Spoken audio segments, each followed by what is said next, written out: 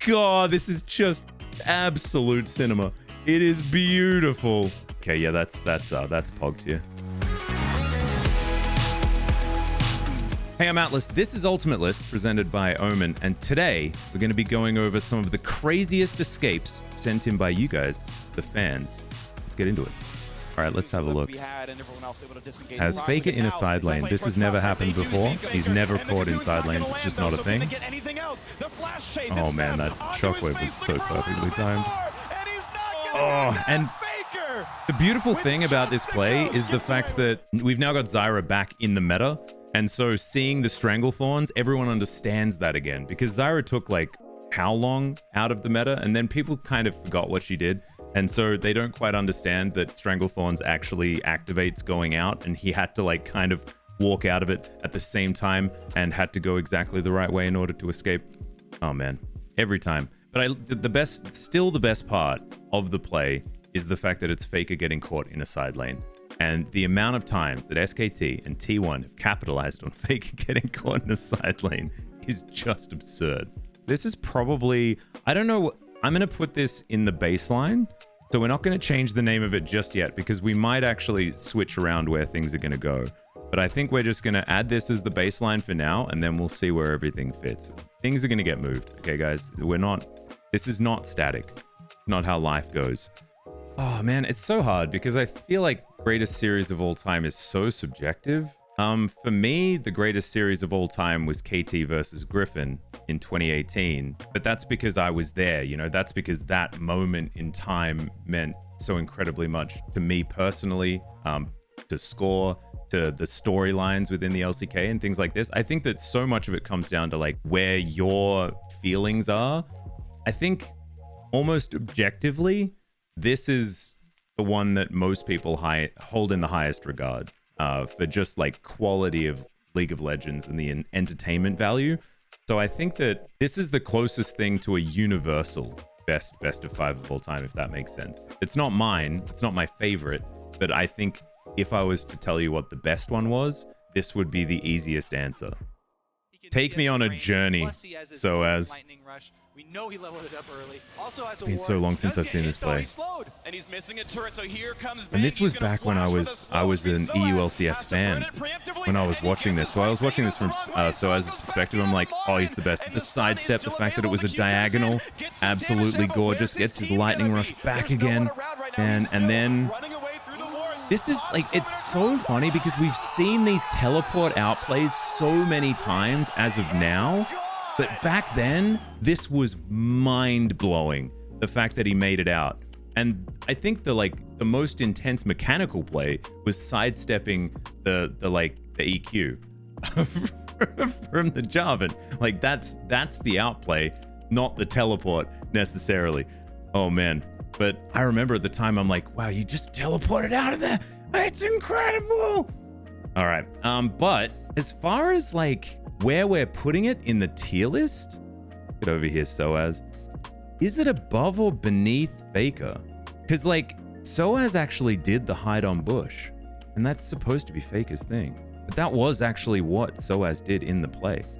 So maybe we're gonna say, because I have a feeling I know what's coming up when we get into this the slightly less young version of Faker. I'm going to probably, we're going to do it this way because at the time, and you have to remember that a play like this is all about the context of the moment that the play happens. And yes, people have been teleporting out of things, but I think this is the most iconic one. This is like the first one that really put it on the map, and Soaz just did it after that gorgeous sidestep as well. And it was like in such a big match. So I'm giving it to Soaz. So we're putting, he's now the new A tier. Still haven't got a POG yet.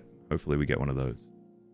It's just a normal, regular day with Lehens ganking the top lane. Ignite first. We're gonna pulverize. We're gonna pull flash and not quite find it. Oh no! Cause Zika, where are we going? Man, I really repressed this. The sidestep, gorgeous. Oh my god! Cause it's not Christmas. And then Tarzan just comes over and he just gets out. Oh god, I'm retilted. I'm retilted all over again. Let's watch it. We need to watch it one more time. So, all of the things that go colossally wrong. It starts, like, this is fine, you know? Lehen's following after, gets the pre-ignite, you know? We're setting up the trample. We get the flash, and I feel like Lehen's was flashing, anticipating a flash, but Cuz unfortunately wasn't anticipating said flash. And so that you don't get the Nature's Grasp. And then Zika, the sidestep, does that get an extra tick of the potion so then he survives and then gets out? Because that is just like layers upon layers upon layers of ridiculous escape. And I think that's the best that we've seen yet. Oh man, I am so bothered based on my LCK bias, but it was beautiful. So as far as like just the mechanics used, the ability to do it, I think we know where he's at. I think we're bunging him straight into the S tier. We haven't got POG tier yet. And maybe that is POG tier. Like this could be up here. We're going to be doing some rearranging. I'm sitting in the middle for now, but I think that like this is the best one we've seen so far. Damn it.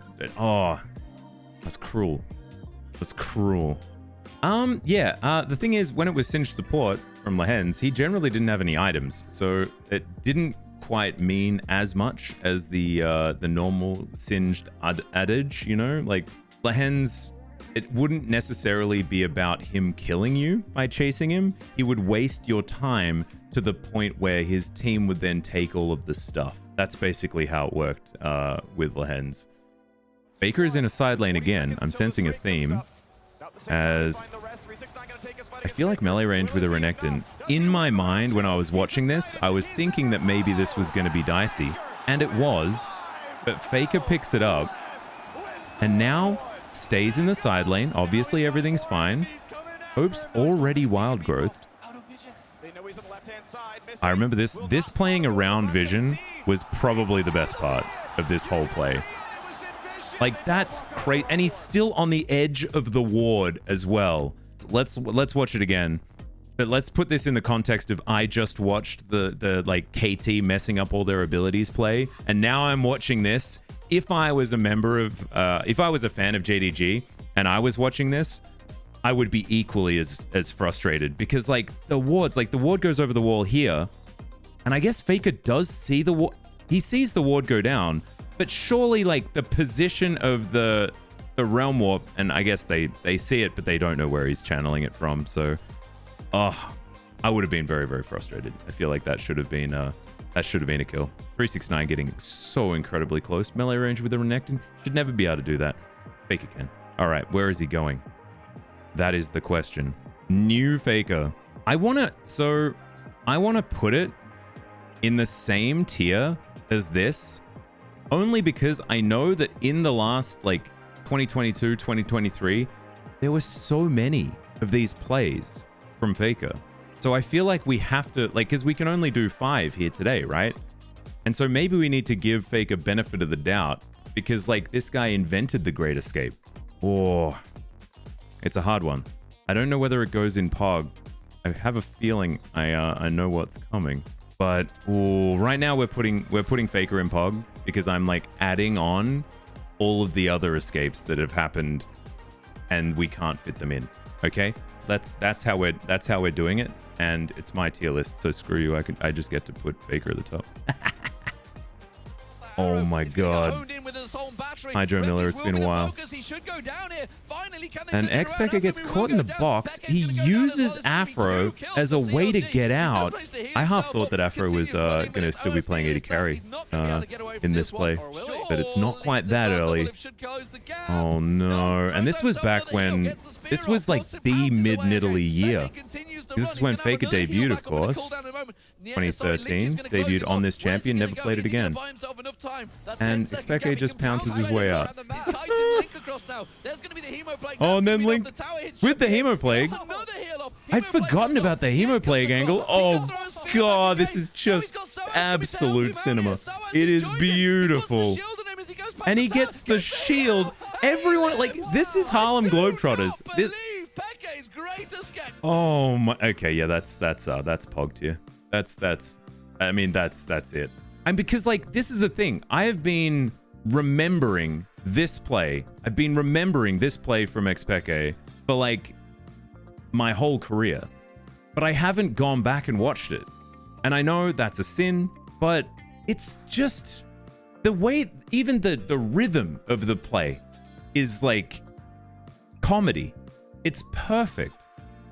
I remember when the Ignite animation was this scuffed as well. Oh man, Old Rift. What a beautiful thing.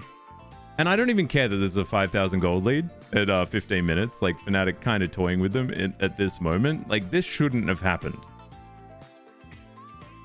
Oh, man. Because this is already, like, a sick escape, and I'd be, like, writing it down, like, getting ready to put it in.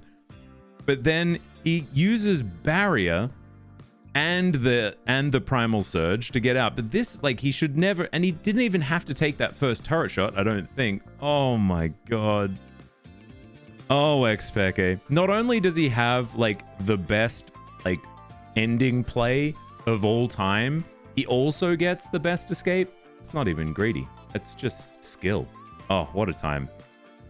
The fact that we have Soaz and Xpeke both, like, on this list, I think people are referencing to how old I am, and the fact that these two players, you know, were on the org that won the very first time. Soaz was a little bit more there than everybody else, but still very, very impressive. Oh man, the old days, aren't they beautiful? He's definitely POG. This is where we're going to have, like, Faker is now not in. He's not C tier. Okay, guys, he's on the list twice, so we're just gonna say maybe this is B-. We're gonna go with B-. Go with B-. It's just the same. Same. There we go. I reckon I nailed it. My favorite was Faker's Juke Flash on Akali. I think it was T1 versus G2, and he does the thing where he goes up to the wall and then flashes backwards into the brush. And I think that happened Worlds last year or MSI last year, or I think, yeah, it was MSI.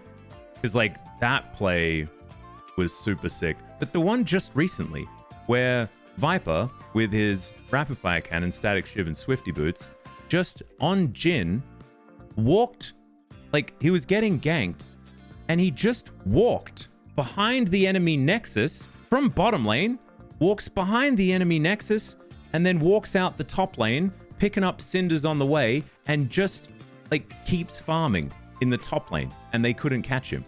That was my favorite one. But I mean, there's a bit of recency bias there, and honestly, like, you know, the old thing doesn't hold things in there as well as it used to. But go back and watch that. It was just so stupid. And I think that's my favorite part. When there's the element of comedy, that's why this man, Xpeke, gets first on this list.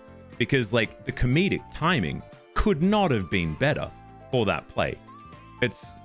And I think that is so important when you make a great escape. Because if you make a great escape and everyone's laughing, that's when you know you've done it.